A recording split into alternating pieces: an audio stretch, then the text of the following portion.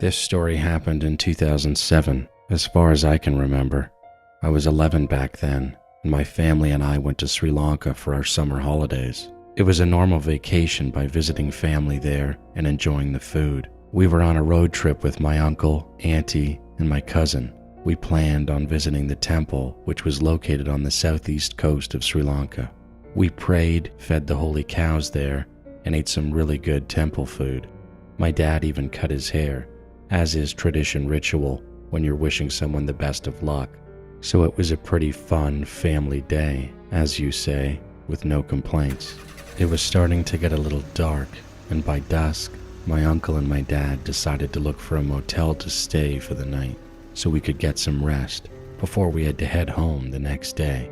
They found a motel nearby the temple, but still out of the city, which was very dry, as far as I can remember, and there was nothing but dry, dusty earth. Behind the building was a wheat field that led to nowhere, but the building was in good condition for its location and age. However, we got 2 rooms on the top floor on the 5th story, one for my family and the other one for my uncle and his family. Our room was pretty small, but enough for 5 people. There was 1 large bed and 1 single bed. Right in front of the large-size bed was a dresser with a TV on it, and next to the large bed was the bathroom with a small window in it. After we got our rooms, I remember we went to the city for dinner and came back to the motel around 10 o'clock. My oldest sister, who was 19 back then, and my brother, who was 9, shared the large bed together, while my parents slept in the bed next to us. We fell asleep and were hoping to sleep through the night because we were all very exhausted from the heat. We knew we had to get up early the next day, so our mom told us that we must get to bed immediately. By about midnight, I can't remember exactly what time it was, but it was very dark. I heard a noise coming from the end of my bed, right in front of the dresser. Because of the moonlight faintly shining in, I could barely make it out. I saw my dad was taking something out of his wallet. I wasn't thinking much of it, but still was wondering why he had to do it at midnight. I fell back asleep and didn't think much of it.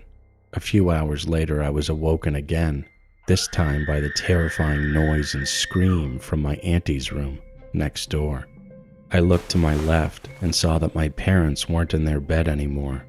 While my auntie was screaming and shouting next door, I suddenly saw my mom run back into our room, take off her wedding chain from her neck, and throw it under the bed. Now at this point you should know that a wedding chain is a wedding ring in our culture, which is a holy chain made from a lot of hard work and is extremely valuable. She went back to my auntie's room again, and I looked to my right and saw my brother and sister were also awake. I asked my sister what happened, but she didn't know what was going on and was trying to comfort us. I just know how scared and cold I was. All 3 of us started to tremble and shake with fear. After 5 minutes, my mom came in and gave us a hug. We weren't crying, but we were so incredibly scared, our hearts were beating out of our chests. I'm not sure how it is in the western parts, but we originally lived in Switzerland.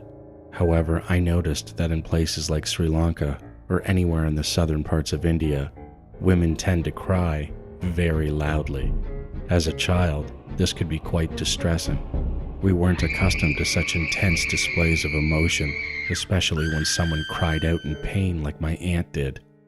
Her crying made the situation even more unsettling, yet at that time, we didn't fully understand what was happening. After an hour, we fell back asleep because our mom told us to. In the early morning, my parents were awake and were talking about the incident last night.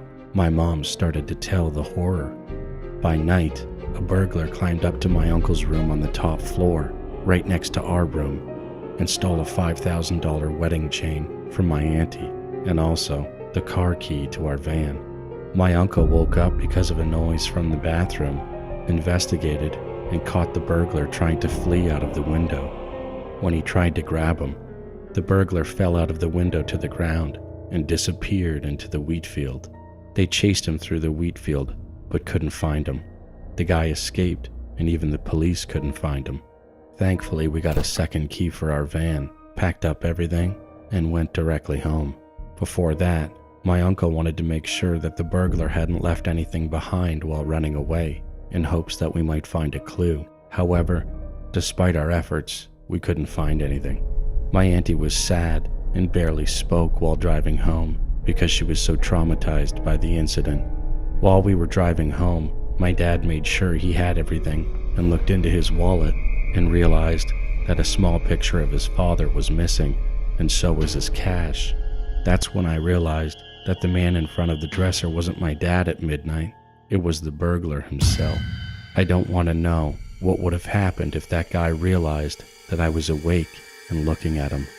I'm glad it was dark so he couldn't see me, but it also freaks me out when I think about that it actually was the guy who took my auntie's wedding chain and the key of our van. Ever since then, I always make sure that the restroom window and the door to my hotel room is completely locked and deadbolted.